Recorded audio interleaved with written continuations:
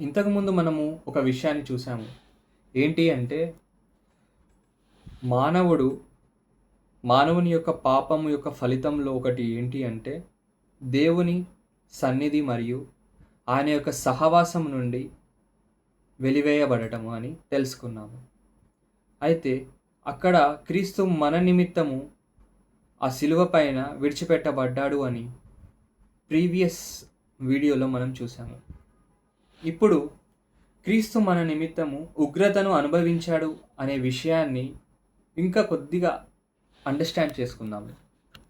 ఈ సత్యం అనేకులకు నచ్చకపోయినా ఇది నిరంతరమైన దుష్టత్వమును బట్టి దేవుడు మానవునిపై కోపముతో ఉన్నాడు అని బైబిల్ మనకి బోధిస్తుంది. కీర్తనలు 7వ అధ్యాయం 11వ వచనంలో ఈ విధముగా ప్రకటిస్తుంది. ఏంటి అంటే న్యాయమును బట్టి ఆయన తీర్పు తీర్చును, ఆయన ప్రతిదినము కోపపడు దేవుడు. మనుష్యులందరూ పాపము విషయంలో అపరాధులు అయినందున వారు దేవుని ఉగ్రతకు అర్హులు. అయితే ప్రేమయందు క్రీస్తు మనము పొందవలసినటువంటి దేవుని ఉగ్రతా పాత్రను తీసుకొని అందులో నుండి ప్రతి చుక్కను అది పూర్తిగా అయిపోయే వరకు మరియు మనకు వ్యతిరేకముగా ఉన్న దేవుని న్యాయమును సంపూర్తిగా సంతృప్తి చెందే వరకు త్రాగాడు.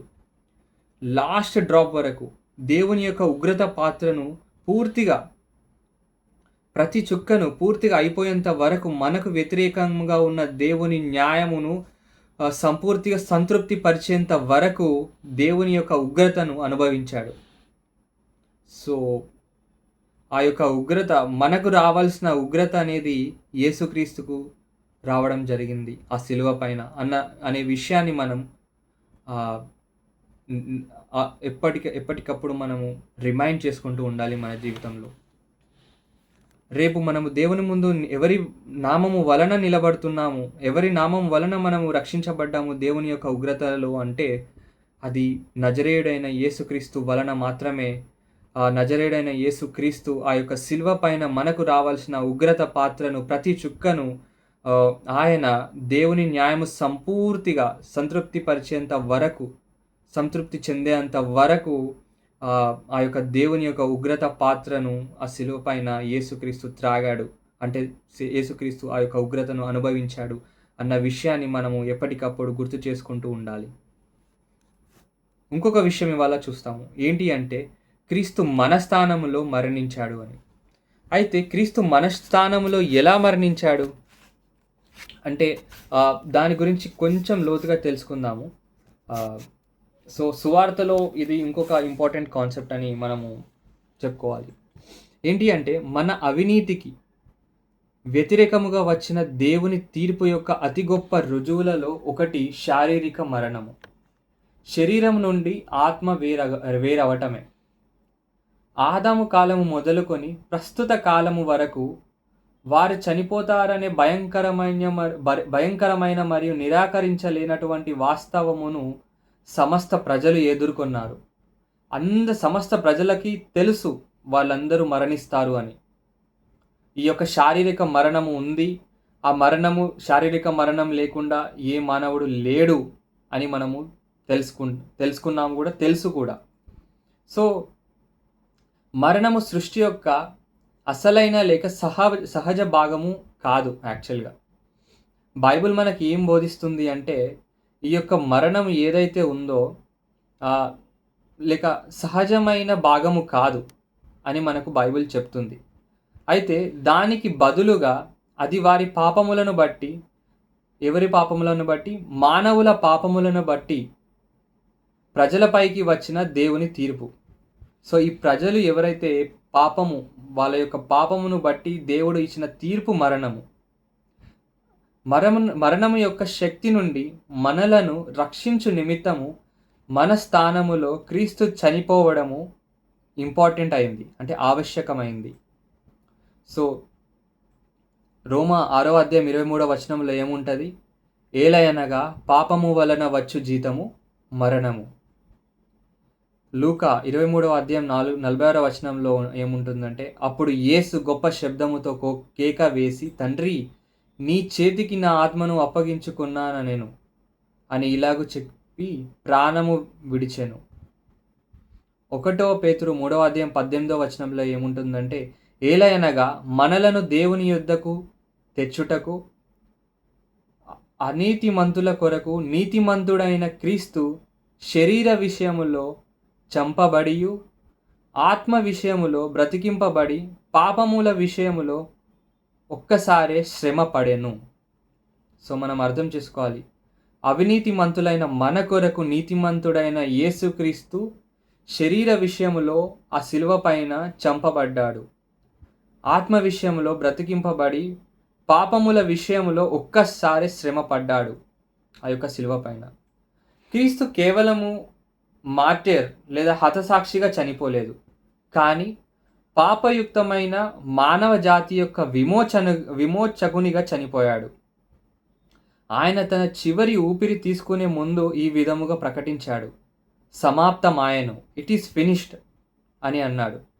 ఆయన ఈ మాట చెప్పినప్పుడు తన శ్రమ మరియు మరణముల ద్వారా ఆయన యందు, ఇది వెరీ ఇంపార్టెంట్, యేసుక్రీస్తు ఎప్పుడైతే ఇట్ ఈస్ ఫినిష్డ్, సమాప్తమాయను అనే ఈ మాట చెప్పినప్పుడు యేసుక్రీస్తు యొక్క శ్రమ మరియు మరణముల ద్వారా ఆయన యందు విశ్వాసం ఉంచిన వారి పాపముల నిమిత్తము సంపూర్ణ పరిహారము చెల్లించనని ఆయన భావం. క్రీస్తు పాపుల కొరకు చనిపోయినని నీవు నమ్ముచున్నావా? Very important question. నీవు నమ్మకపోతే అబద్ధమాడనేరని దేవుని వాక్యమును ఎందుకు వ్యతిరేకిస్తున్నావు? ఒకటి, నువ్వు నమ్మట్లేదు క్రీస్తు పాపుల కొరకు చనిపోయాడు అంటే దాని అర్థం ఏంటి అంటే దేవుని యొక్క వాక్యాన్ని నువ్వు వ్యతిరేకిస్తున్నట్టు. సో ఎందుకు వ్యతిరేకిస్తున్నావు?